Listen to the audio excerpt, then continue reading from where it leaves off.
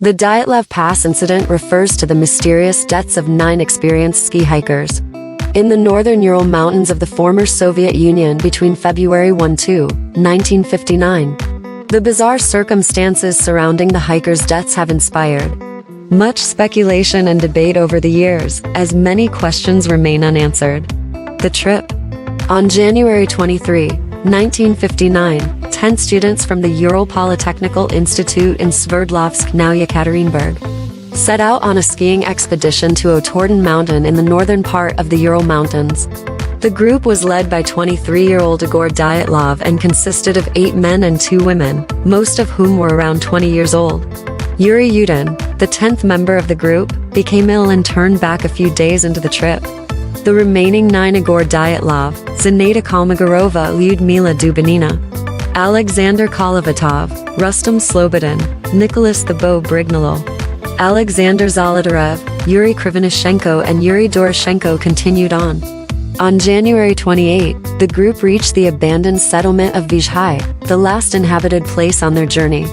It's believed they began their ascent to Otorden from Vizhai, though no diary entries exist from this period, so the exact route is unknown.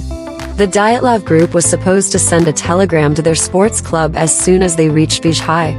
It was expected on January 28, but didn't arrive until February 9. Disappearance. On February 1, the Dyatlov group failed to report to their final destination as planned. At first, little action was taken, as delays often occurred with these types of expeditions.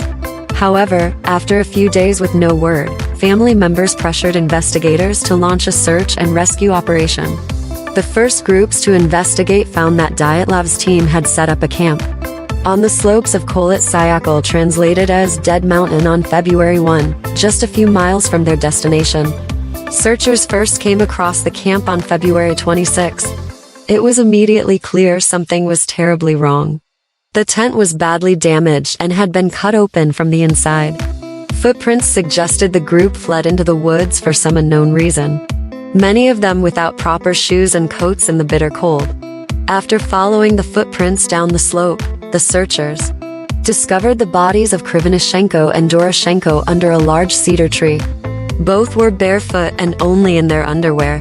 The branches of the old cedar were clearly broken up to 5 meters high, suggesting one of the skiers climbed up to look for something, or perhaps see the camp. The searchers found Dyatlov's empty camera on the cedar tree. Later, the bodies of Kolmogorova, Dyatlov and Slobodin were found between the cedar and the campsite. The rest were discovered 2 months later after snow had melted, buried under 4 meters of snow in a ravine 75 meters from the pine tree. Autopsies. The autopsies of the first 5 bodies raised a lot of questions. There were no signs of external trauma or injury, except for a small crack in Kolovatov's skull. However, 2 victims had fractured ribs, and Dubinina and Zolotarev had minor skull damage that could have resulted from a fight.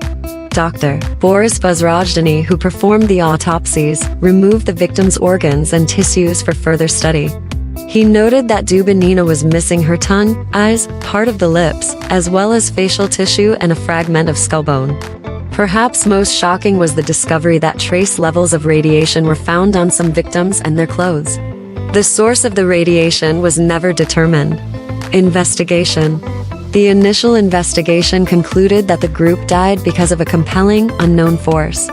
Access to the area was sealed off for 3 years after the incident. Speculation flourished in this information vacuum.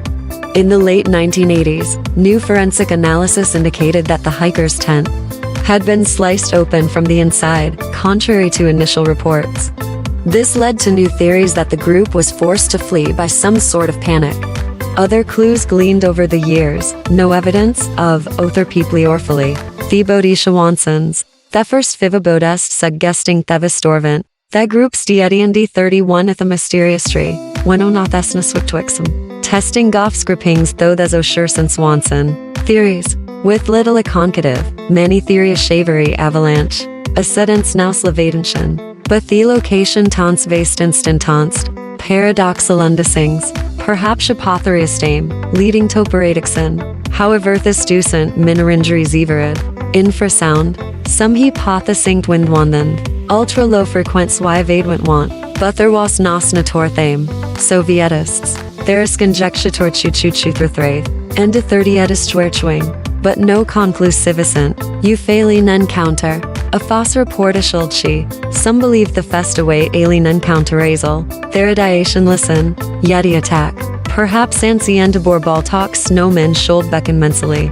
Thedier forensit went damaged othegraphosity, pointed to bilocaled, criminal involvement, dysphidia lacavend, theriartha suvasal.